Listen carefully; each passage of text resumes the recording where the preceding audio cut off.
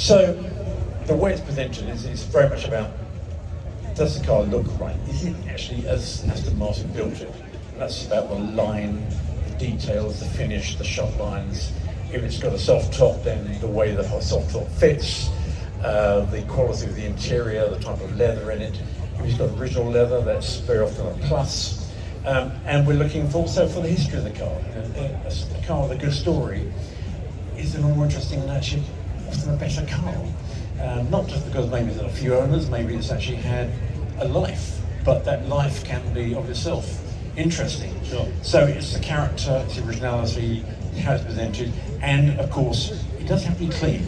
So clean is good. Clean's good. That's a discipline we all wake up in the morning and think about, right? Exactly, exactly. And also it's an unusual model, and today we actually have so many great Aston Martins here who are actually able to also say, well, you know, that car is really rare.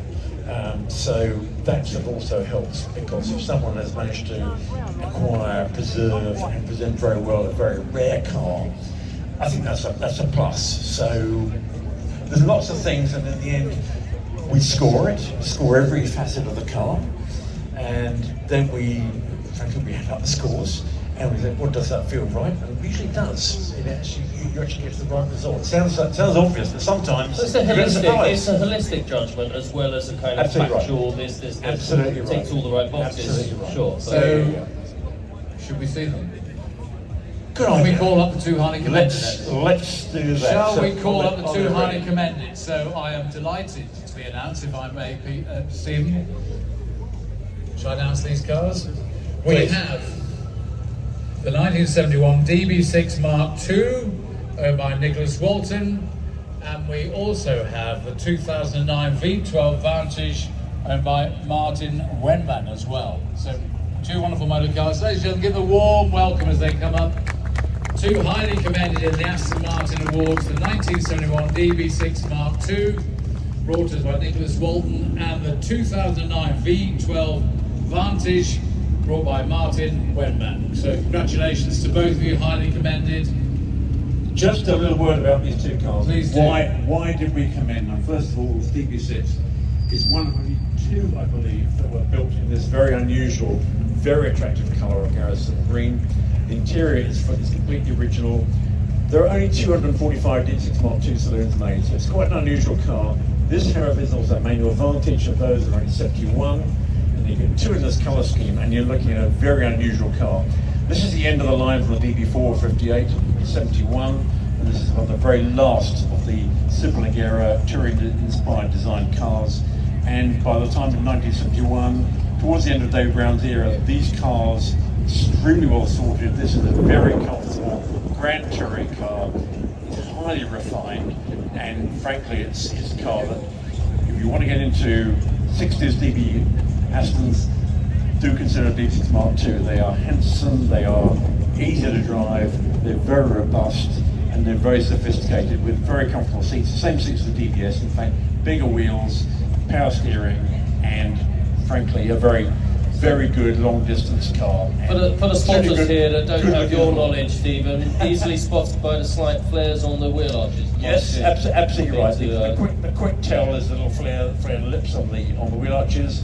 The wheels are actually DBS wheels, not the early DB6 wheels. But at a glance, that is the difference. It is the lip on the wheel arch. And I have back with me Nicholas Mee, of course, who also knows a little bit about Aston Martin. I bet you want to say something about this car, don't you? Just very briefly, if this one works. Yeah, only to say that regulars to the London Concours might recognise this car, as we had it here, I think it was a year or two ago, on display. And it was actually as a result of having the car here that I believe we sold it. Since then it's been improved, and it's really stunning the way it is now. Thank you, Nick. So moving to the second car that we've commended, much more modern. Why have we commended this car? I have Michael really explain why. I really love the colour. So it's a one-of-one. The original owner specified this, and the Q department at Aston Martin concocted this lovely colour. So we thought it just looked absolutely fantastic. Well, we love the fact that the Aston Martin experts work as a team, so thank you. Who's going to give these gentlemen their prizes that they're waiting for? So here we are. We have Michael. Do you want to give that one to the V12 Vantage, the one-of-one V12 Vantage?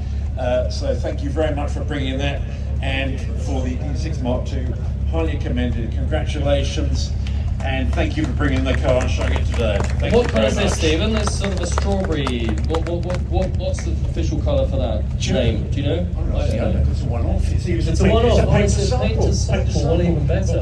What did you take as a sample, sir, to get this Let's thing? find out what the colour name is. Michael, if it has a name, can you give it to us? Bailey Rouge. Bailey Rouge, okay, that looks wonderful. Thanks very much for bringing it. It sounds exotic. I'll have it. Very nice. Thank you Well, so a much. round of applause, ladies and gentlemen. Thank Do you. keep those hands warm to welcome the winner in the Aston Martin Awards, which is this fabulous 1967 DB6 Volante, owned by Mr. Michael Bradley Russell. What a fabulous, fabulous car. This Round of is applause, ladies and gentlemen, before Stephen tells us all about it. So this is as pretty a DB6 as you can get. It is in the original colour of olive green, and if you think the colour is slightly unusual compared to most metallics, it's because it actually has copper dust in the paint. Now, the original cellulose paint you can't get anymore, but this has been beautifully matched in its restoration. And the other thing I like about this car is it's obviously very rare. There's only 130 Volantes made, but this 140 Volantes made. It's a manual Vantage, which is even rarer. The colour scheme is perfect. It's got the correct roof on it.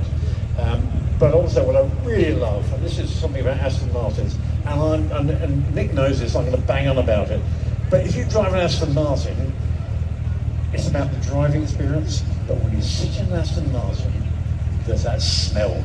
It's unique. It's the leather they put in back in the day. And you sit in this car, sorry Michael, there's only about 1,000 people now want to sit in your car. But that smell, that feel of that original leather, this has the original leather in the car. It is absolutely beautiful. So this is how a DB6 Volante should look, and by the way, it's very well presented, as well as being incredibly original. Michael, can I just ask you for a second, so how long have you had the car now? 5-6 years. And what sort of things do you do with it, apart from putting the roof up today? Take it to every possible show I can. Show it off. It's driven all the time. How many miles a year do you do in the car? 4,000 miles. That's incredible. And you keep it so well. So, Nicholas, I'm sure again, you might want to say something about this car. I think you know the car a little bit. I do know the car very well indeed. It's a car that we were very fortunate to restore for Mike. It was a lengthy project because it was one of those cars that once we got the body off and started digging into it, we found there was rather more to restore than we thought.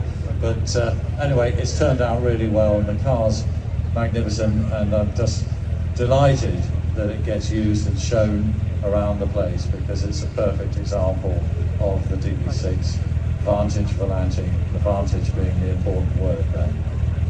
So once again, Michael, thank you and congratulations on the car. And Michael, Reed is now going to present you with your prize as well as your rosette. So congratulations, Michael. Absolutely beautiful car. When it's parked up, do go and take a look at it, and you can appreciate why we have found this car to be the worthy winner of today. So before you disappear, I'm just going to ask Nicholas, you restored this. We've got a restoration class here this year, which is the first time, so we'll be talking about restoration. But I just want to ask a little bit more about the colour. When you restored this car, was it already in this olive green colour, or did you find the olive green deep down under layers of paint? Well, we knew it had been olive green from new. When Mike bought the car, it was finished in a sort of aquamarine kingfisher blue that it had been put into, we think, in the 70s when it had been repaired. Let's put it that way. But yeah, so paint technology has moved on over the years through different processes. When we were doing this car, we wanted to do it to retain the gold that Stephen was speaking about in the paint colour, which is very, very difficult to do in modern water-based colour paints. And so we researched it, and we did different spray outs so we could look at it of this, which is solvent-based paint, and that allows us to retain that sparkle that you see in it. Not on a day like this, unfortunately, but on a sunny day, that colour comes alive. So yeah, it was a bit of an exercise, but worth every penny, an extra penny that it costs to get it right. Thank you, Nick. Well done, Nick. And as Aston Martin built it back in the day, that's how it looked. It's absolutely authentic. So a car to appreciate, very special. Thank you very much again, and thank you for everyone for supporting the Aston Martin Day. Thank you. Well, not at all. Great to have you, Stephen. Thank you. Michael, Nick, thank you so much for your Thank you expertise. very much. I'm glad it was fun watching you two try and get a word in edgeways. I think you managed.